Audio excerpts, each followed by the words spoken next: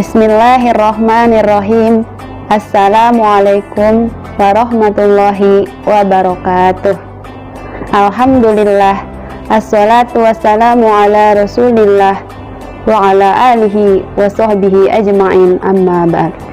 Faqultu rabbi shrahli sadri wa yassirli amri wahlul 'uqdatam min lisani yafqahu qawli.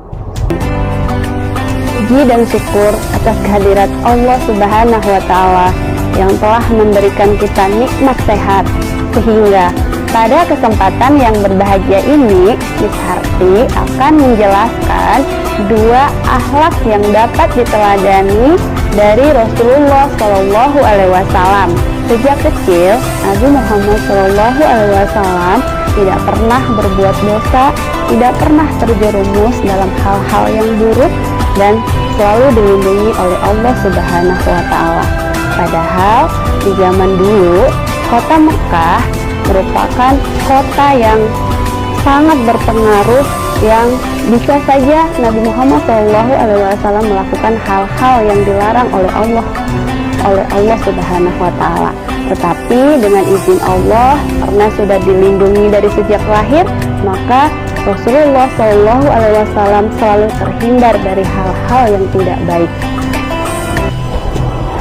Telah dijelaskan pada surat Al-Ahzab ayat 21 yang artinya, sesungguhnya telah ada pada diri Rasulullah SAW itu suri teladan yang baik bagimu, yaitu bagi orang yang mengharap ridho Allah Subhanahu wa Ta'ala, kedatangan hari kiamat, dan dia banyak menyebut nama Allah Subhanahu wa Ta'ala.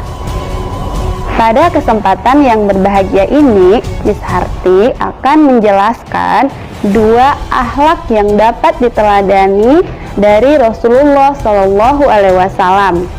Akhlak yang pertama yaitu jujur dan amanah.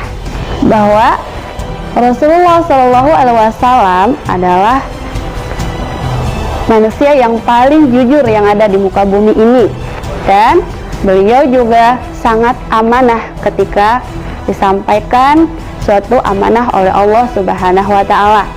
Rasulullah dikenal juga dengan gelar Al-Amin, yaitu yang artinya dapat dipercaya. Allah Subhanahu wa Ta'ala pun sangat menyukai orang yang jujur dan amanah, karena kejujuran dalam hal apapun kita dapat dipercaya oleh teman, oleh saudara, lebih-lebih dipercaya oleh guru ataupun orang tua kita. Nah, di sini juga dijelaskan dalam surat Al-Qalam ayat 4.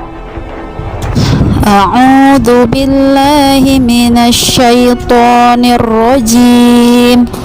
Bismillahirrahmanirrahim. Wa innaka la'ala khuluqin 'adzim.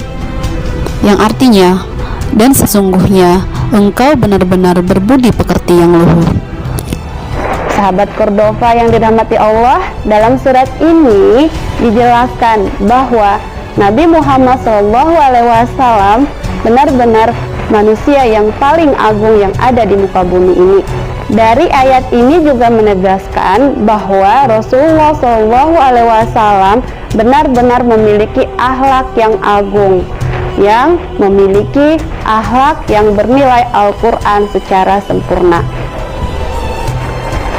Sebagai nabi terakhir yang membawa kebenaran, Rasulullah selalu memberikan contoh atau tauladan yang baik bagi seluruh umat muslim yang ada di muka bumi ini.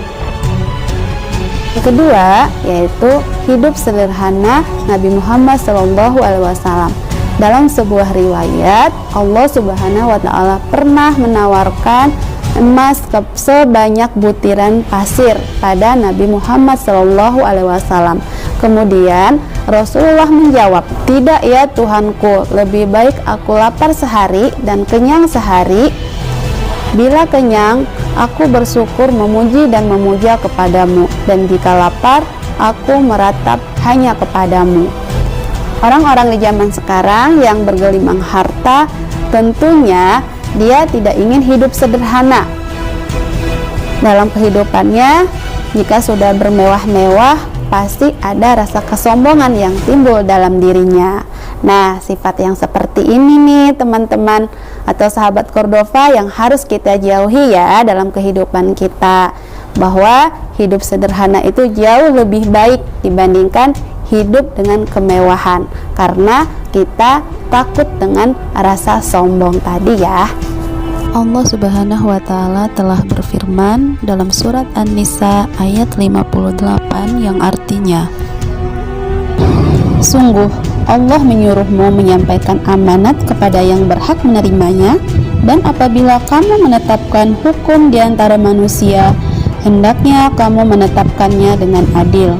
Sungguh Allah sebaik-baiknya memberi pengajaran kepadamu. Sungguh Allah Maha mendengar lagi Maha melihat.